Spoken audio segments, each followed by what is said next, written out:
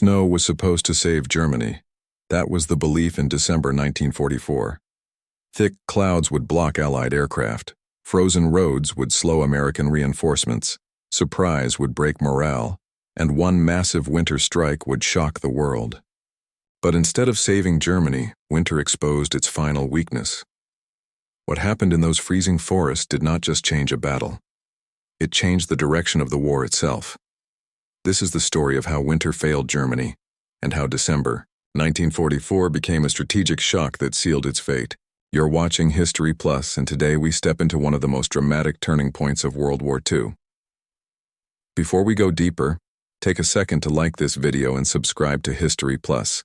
It helps the channel grow and allows us to keep bringing you powerful historical stories told with clarity and depth. Now let's step into the frozen forests of the Ardennes. By late 1944, Germany was under heavy pressure. In the east, Soviet forces were pushing relentlessly toward Berlin.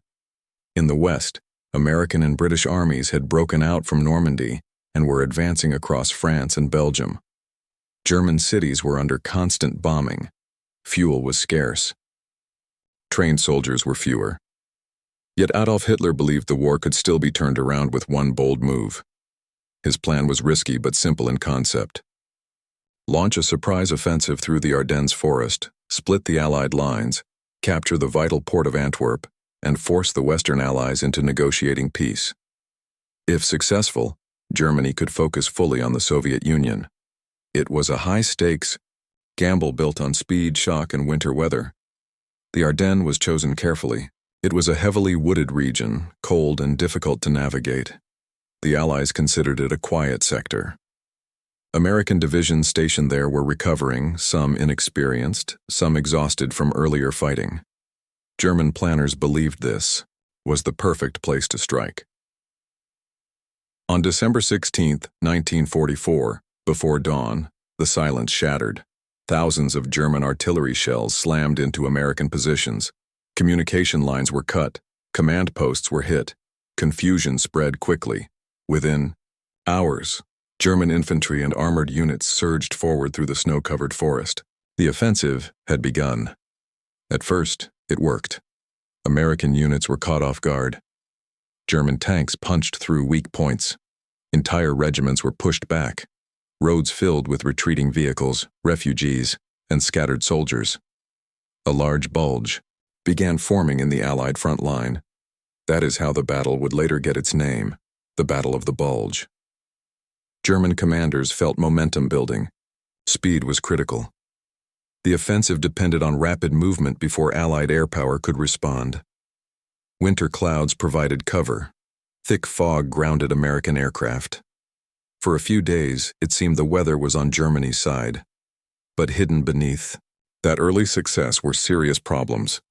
Germany's fuel supplies were already dangerously low. The plan depended on capturing Allied fuel depots along the way.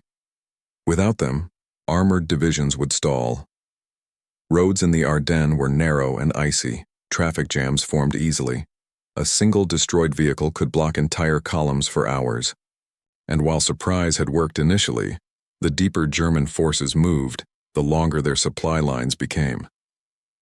Inside Allied headquarters, shock quickly turned into action. Reports confirmed that this was not a small attack. It was Germany's last major offensive in the West. American commanders began rushing reinforcements toward critical road junctions. One small Belgian town became especially important. Bastogne. Bastogne did not look impressive on a map, but 7 major roads passed through it. Whoever controlled Bastogne controlled movement across the region. German forces needed it to maintain speed. American forces needed it to block that speed. The 101st Airborne Division was ordered to move into Bastogne. Many soldiers arrived without proper winter gear. Temperatures dropped below freezing. Snow covered fields and forests. Supplies were limited, yet the order was clear: hold the town. As German forces advanced, they attempted to surround Bastogne. Tanks and infantry closed in from multiple directions. Artillery pounded the area day and night. The town soon found itself nearly encircled. But the Americans dug in. They built defensive positions in frozen ground. They covered crossroads. They prepared for siege. While fighting intensified on the ground, something critical remained unchanged. In German strategy, the belief that winter would protect them. Hitler and his generals assumed poor weather would prevent Allied air forces from interfering. Without air support, the Allies would struggle to coordinate counterattacks. That assumption would soon prove dangerously wrong. By December 18th and 19th, the scale of the German breakthrough was fully clear. Allied commanders understood they were facing a serious threat. But instead of collapsing, they reorganized quickly. Units were redirected. Defensive lines were strengthened. And one decision would soon reshape the battlefield. General George Patton, commanding the Third Army further south, was already advancing east toward Germany. When news of the breakthrough reached him, he proposed something bold: pivot his entire army north to relieve pressure and counterattack the German flank. It was an ambitious move in winter conditions, but speed was essential. As German units continued pushing west, their logistical problems grew worse. Fuel shortages began slowing armored divisions. Bridges needed repair. Supply trucks struggled on icy roads. The deeper they advanced, the more stretched they became. Meanwhile, inside Bastogne, the siege tightened. German forces surrounded the town and demanded surrender. The American reply was short and unforgettable. Nuts. It was more than a word. It was a message that the town would not give up easily. But even with courage and determination, the defenders faced serious challenges. Ammunition ran low. Medical supplies were limited. Frostbite became as dangerous as enemy fire. German artillery continued pounding the area. For a moment, it seemed winter might still deliver Germany the advantage it needed. Then the weather began to change. Clouds started breaking. Fog lifted. Clear skies slowly returned over the battlefield. That shift would soon bring consequences Germany had not fully anticipated. Winter, which was meant to shield the offensive, was about to become a turning point. And in the next part, we will see how the clearing skies in the next 48 hours created a strategic shock that Germany could never recover from. December 1941 did not just bring cold weather to the Eastern Front.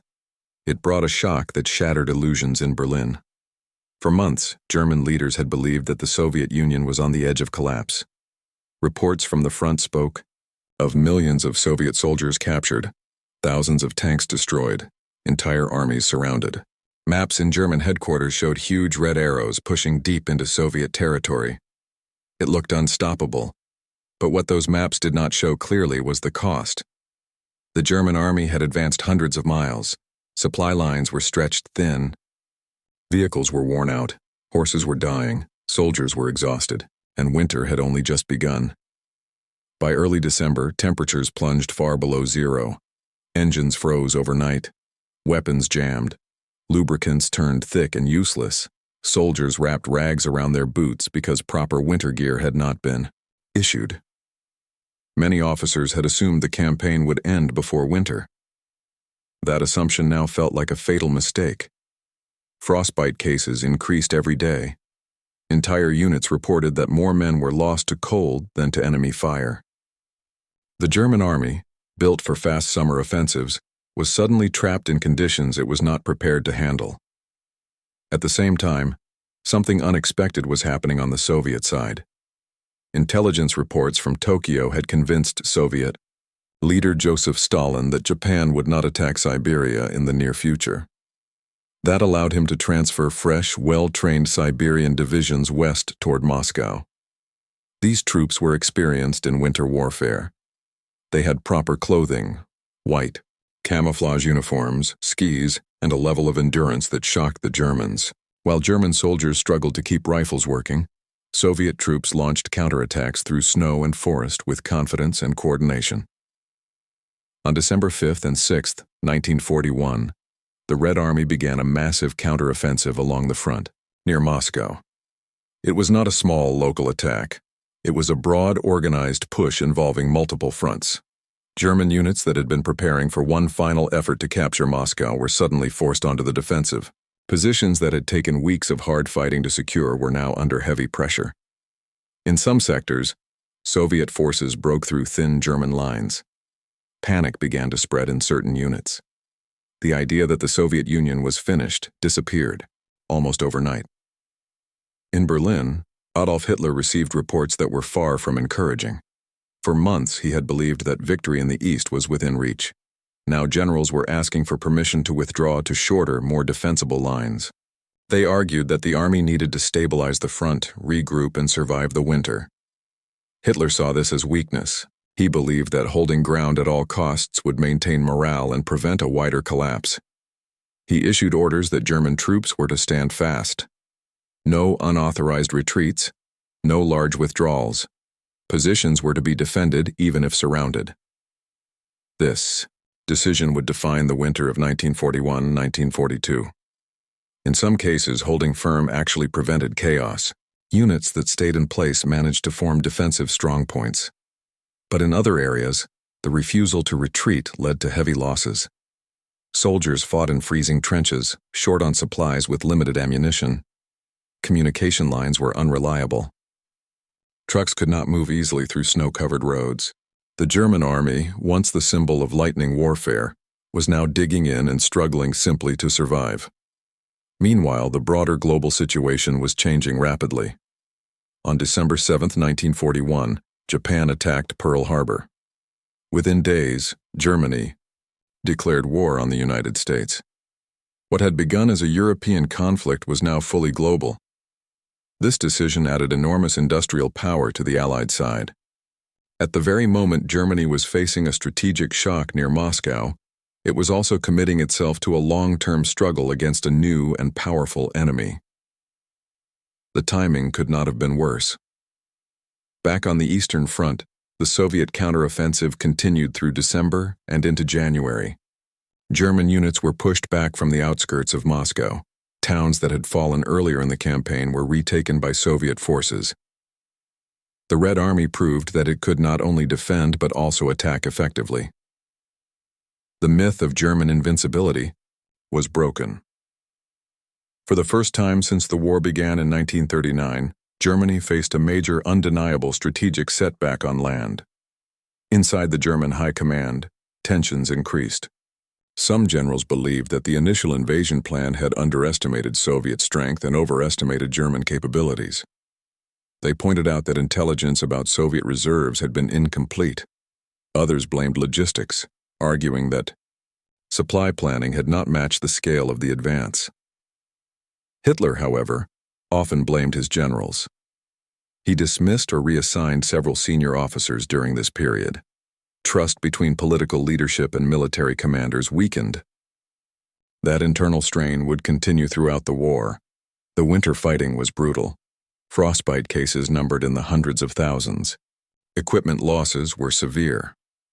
Tanks that could not be repaired were abandoned. Artillery pieces froze in place. Yet despite all these difficulties, the German army did not collapse completely. Defensive lines were eventually stabilized in early 1942, but the price was high and the psychological impact was even greater. The belief in a quick victory in the East was gone. The war against the Soviet Union had turned into a long, grinding conflict of resources and endurance. For the Soviet Union, December 1941 became a symbol of survival and resilience. Moscow did not fall. The capital remained in Soviet hands. Stalin had chosen to stay in the city during the crisis, which boosted morale. The counteroffensive showed that the Red Army could recover from massive losses and reorganize under extreme pressure. It was a turning point not because Germany was defeated outright, but because the balance of expectations shifted. What had seemed like an unstoppable German advance was now clearly vulnerable. As we continue this story here on History Plus, the key question becomes even more important. Was the failure in December 1941 mainly due to winter conditions, or were deeper, strategic errors already built into the invasion plan? In the next part, we will look closely at the planning of Operation Barbarossa, the assumptions made by German leadership, and how those early decisions shaped the crisis that exploded when winter finally arrived. By January 1942, the impact of winter on the German army was undeniable. Soldiers froze in trenches, weapons jammed, and supply lines became chaotic. Every mile gained cost precious men and equipment. Soviet forces, better prepared for cold, counterattacked with relentless pressure. German generals began realizing that the war they had expected to win quickly was now slipping away. Decisions that once seemed tactical brilliance now looked like dangerous overreach. Inside History Plus headquarters, historians often highlight this moment as the point when hope turned into hard reality. Germany was no longer in control. The maps had reversed, and the tide of the Eastern Front was beginning to shift irrevocably. By mid-January, German forces were stretched to their limits. Units were isolated, roads blocked by snow, and reinforcements could barely reach the front. The Soviet counteroffensive kept gaining ground, retaking towns and pushing German lines back. Morale among German soldiers dropped as winter's grip, and relentless attacks combined to create chaos. Even experienced commanders began questioning their orders. History Plus often notes that this period marked the real turning point. The illusion of German invincibility was shattered. What had begun as a rapid advance now looked like a desperate struggle to survive, with strategic momentum firmly slipping from Germany's hands.